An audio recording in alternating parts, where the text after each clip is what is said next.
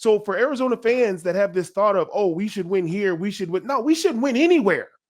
Okay, so there's a lot of stuff we got to unpack here. First of all, I got to go completely 180 degrees in the other direction, so stick with me. Okay.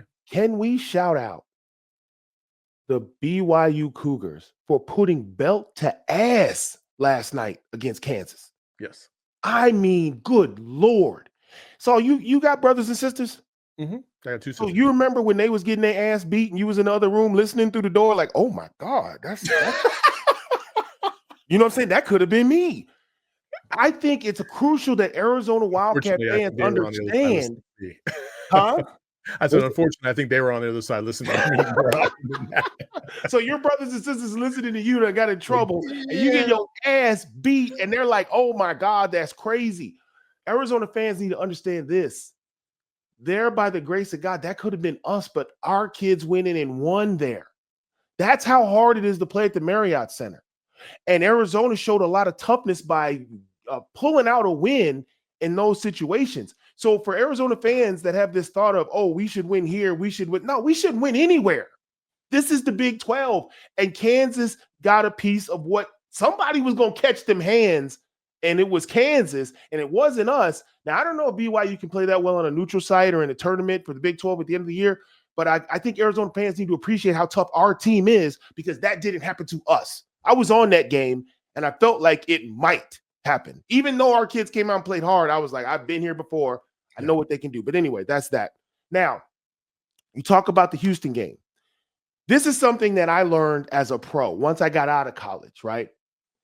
When somebody plays intense defense on you like that, your reaction is not to play basketball. Your reaction is to do whatever you have to do to win. That includes get to the free throw line. So when you have players who don't draw fouls, what the mindset of a college player is this: oh my God, Saul's all over me. He's playing tough defense. How do I get to my spot? How do I get to my shot? How do I get my three off? How do I get? You're trying to figure out how to play basketball in the face of this pressure. What I learned as a pro when I received pressure as the American, who they tried to shut down because that was the only way they was going to win, man, let me go and get to the free throw line. Let me draw fouls on this dude because that's going to nullify all this crap, this reaching, the grabbing, the pressing, the denying. I just get to the free throw line. This shit goes away with like 3 or 4 minutes. But college kids don't think like that. They panic, they get on their heels, and Houston becomes an animal.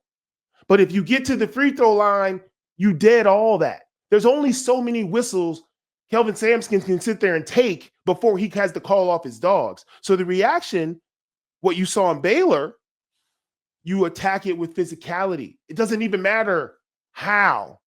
You attack it with physicality and you neutralize that defensive energy. You don't let it take you out of your game. You don't worry about your shot. You say, okay, I got to match this energy. If I got to draw 3 blocking fouls on this clown so he calms down, then that's what I'm going to do.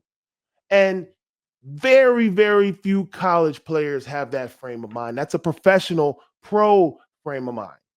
You know, draw fouls on defensive pressure. Most college kids, their reaction is turnovers on their heels. Oh my God, panic. What are we going to do? 10-minute scoring drought. Houston gets the win. So I think Arizona, what I saw different in the Baylor game, Arizona scored 19 points over the final 10 minutes of that game. Arizona hit Toby Awaka on a high-low. They were beating him up with body blows. They didn't run away from the pressure. They did whatever they needed to do to win that game. No one was caring about their own individual looks and scores and how they got it done. It's like, oh, you guys want to play? The game is tight. We're going to take whatever opportunities we have, and we're going to play inside out. They didn't play inside out against Houston. Toby Awaka, 14 and 12, 6 for 9 from the floor. They didn't have that look against Houston. So how to survive on the road, you just go into the arena and be like, I don't know what tool we're going to grab from our toolbox tonight, but I know we have 6 or 7 of them, and we're going to walk out of here with a win. Which one we use, hell, we can talk about that after the game in the press conference, but we'll see how this game goes, and we'll do whatever we got to do to win.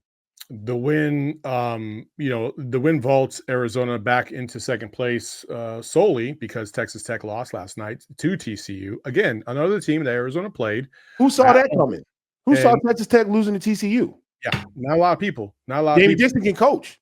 Yes, we talked about that before. We talked about that before that first game of the season, where like you can't sleep on TCU because they can defend, they can play.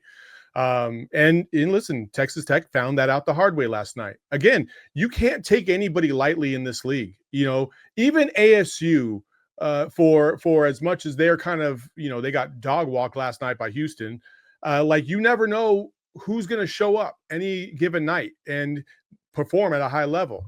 So you got, for Arizona, they got BYU and they got Utah, back-to-back home games, finally, for the first time, it feels like in 2 months. And then they go on the road to Iowa State, and then they come back for ASU, and then they go on the road for Kansas. That's the last 5 games of the season. And it's going to be exciting. I think the Kansas game has become much, at least from a casual fan perspective, it feels like more of a winnable game than it did maybe at the beginning of the season, because Kansas came in as the number 1 ranked team in the country. And now Kansas might not even be ranked after this week. They probably won't be after you lose by 34. That just can't happen. And they were already, I think, the 25th team in the country.